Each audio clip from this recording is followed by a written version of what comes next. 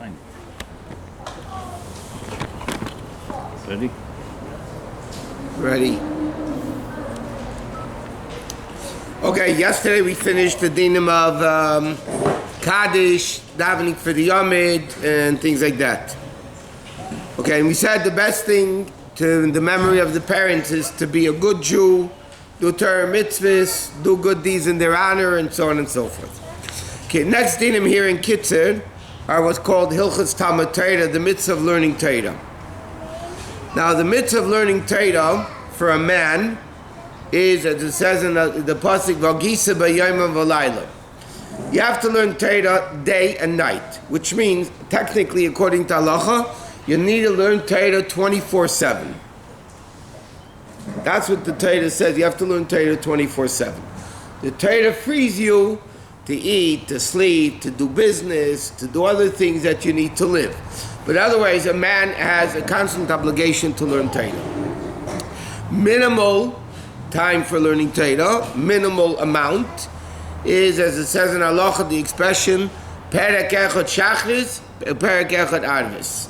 One learning in the morning a little bit, and one learning at night. Because it says, V'gisa b'yom v'layla. You have to learn Torah day and night. So a little bit, and therefore halacha says that right after davening, you should set aside time to learn Torah, and it has to be what's called kavua. Kavua means established, which means no matter what happens, that time stays the time. You make up to learn 10 minutes after davening, that is not allowed to be not kept. You have to keep it. If, God forbid, an emergency comes up and you can't make it, so then halacha says you could borrow the time. You could borrow, but you must pay it back. It's a debt that you have. If you have a half an hour learning, and no matter what happens, really, you're supposed to learn the half an hour. It says what happens if whatever you can't, it's impossible, but you have to make it up. There's an obligation to make it up. And therefore, it says in many communities, they had this people, shiurim after davening, chaver this, chaver mishnayos, chaver whatever, the various different groups. And Allah, it says you're supposed to be part of them to really learn Torah every day right after davening. Like the Gemara says, you go to Beis HaKnesses to Beis HaMedrash. You go straight from Shul, and you go to learn Torah. Okay, now,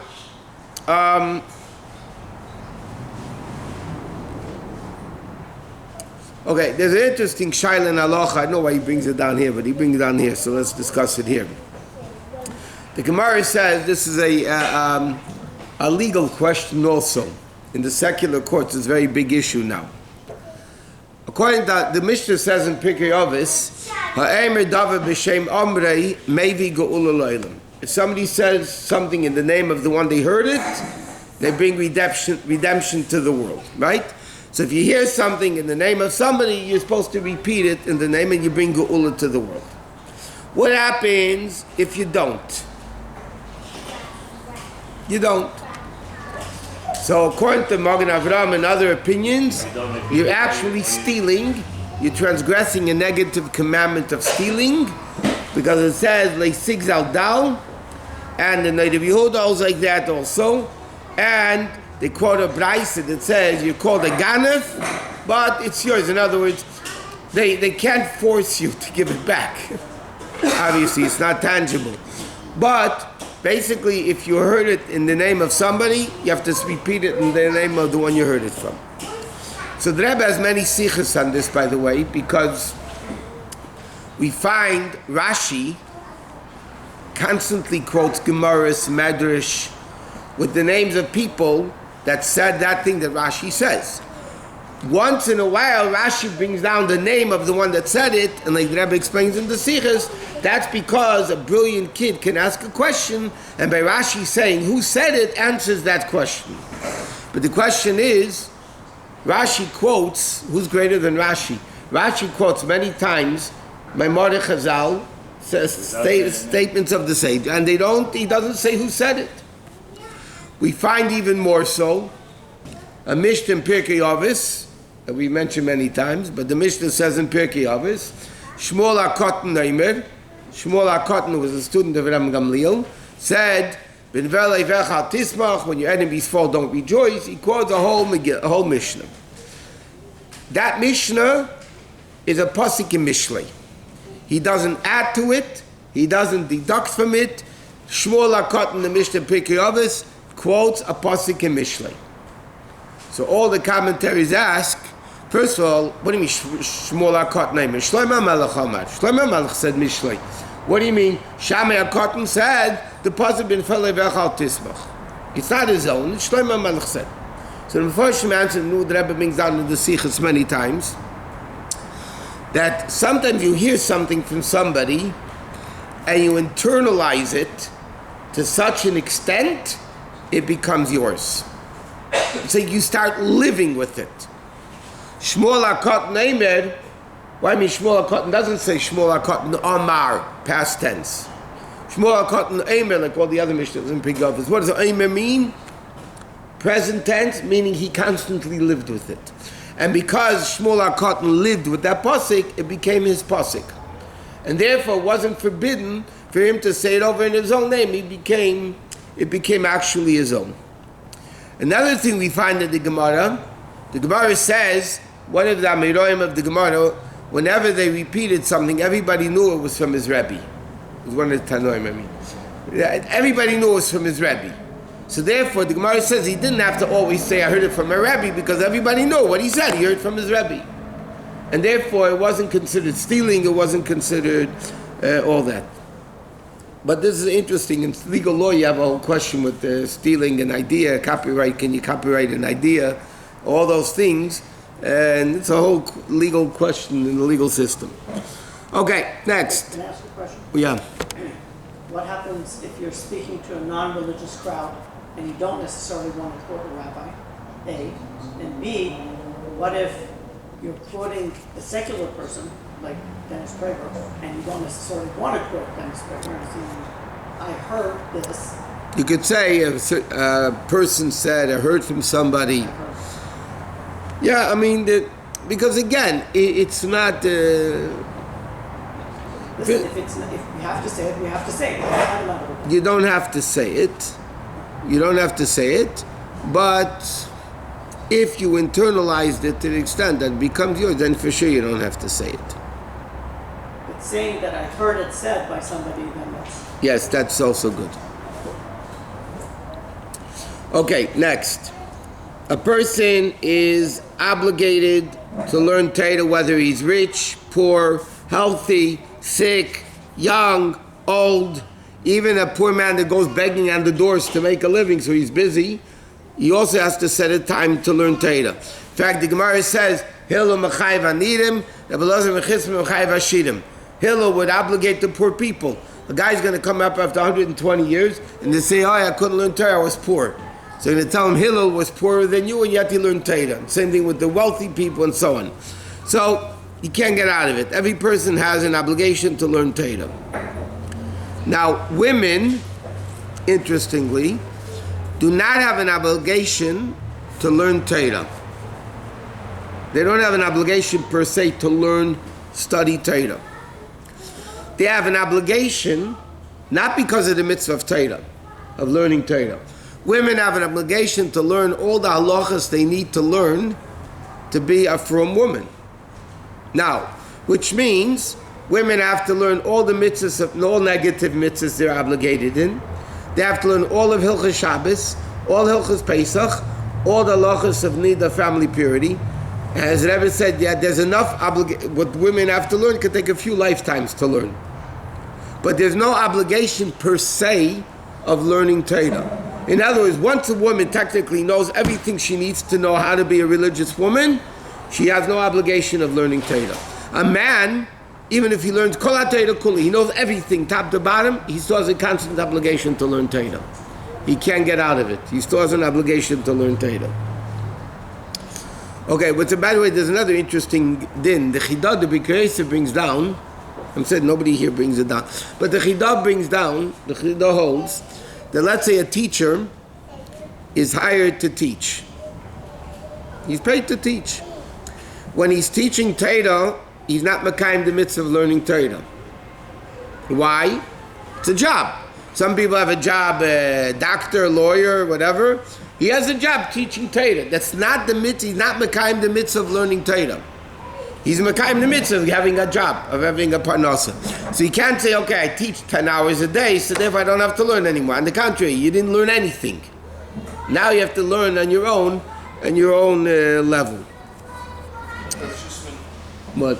going back to the previous halacha in terms of intellectual property, if someone is from the opposite camp, the person they're quoting, and they quote things shalobishman, not in his name. It's a nice Kiddush, they quote it. Is that still, if they really hold by it? Is that Again, we said if they internalize it, it's fine. There were many times, the Rebbe said clearly by Fabrengens, when he wanted to get something done in the world, he said, you could say it over my name, you could say over not in my name, wherever it's going to work better, just do it. So then sometimes the person says clearly, I don't care. Okay. Now it says, what happens if a person can't learn Torah at all, or whatever it is? He should support people that learn Torah. Look, he found Shammai Achi Azariah. There was a Shimon Achi Azariah. They made a deal. One of them learned, and one of them did business. Yisachar Zvulun type. Hillel had a brother also, Shachna, that also he did work and Hillel learned. And then they split the profits, and that's considered if that you learned, but nevertheless, every person is still supposed to learn a little bit of Torah on their own every day. Whatever it is.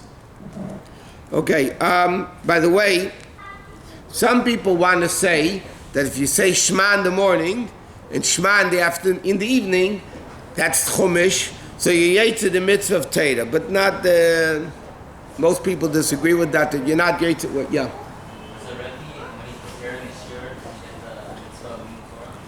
No, according to that, Birkei Yosef, not, because again, he's preparing for class, he's preparing for his job. If, let's say, I'll give you an example. Let's say a Rabbi is teaching 5th grade Gemara, right? But when he prepares, he goes much deeper in it, in a level he's not teaching to the kids, because it's way over their heads. But he's learning it deeper than the level he needs for his job. That's called learning Torah. Because then he's learning extra, he's learning deeper than what he would normally do. Okay, now, if a person has minimal amount of time to learn, what should they learn in Torah? What should they learn?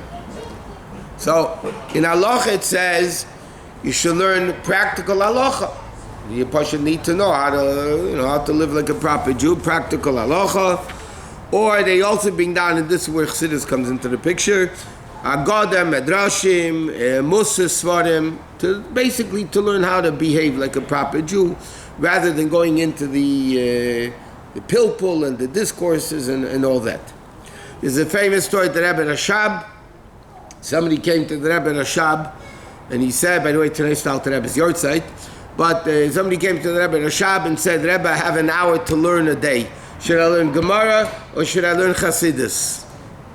And the Rebbe Rashab said to him, you should learn Chassidus. Why? Because when you learn Chassidus, you'll realize you have another hour. Because Chassidus teaches you the importance of godliness and Torah and God and everything in the lowness of world. So basically, when you learn Chassidus for an hour, you'll realize that you have another hour to learn. But it's important for people to learn Haggadah and Torah and Chassidus and Musar, and basically the bottom line is to learn how to be a proper Jew. The next thing, when we finish with this, and that is, let's say you're in the middle of learning and you walk out of the room. It happens a lot. Well, it doesn't apply only to learning. It says a siddur, all of a sudden you're open, learning a sefer, your siddur is open, then you walk out of the room. So it says that makes you forget your learning. You have to make sure to close the sefer. Otherwise, if you don't close the sefer, like it says in Halacha, you're going to forget your learning. So it's very important, because why? It's very simple. Leaving a book open is disrespectful to the Sefer. If you're disrespectful to the Sefer, Hashem's not going to help you remember your learning. Because you're disrespectful to Torah. So then Torah won't protect you to remember it.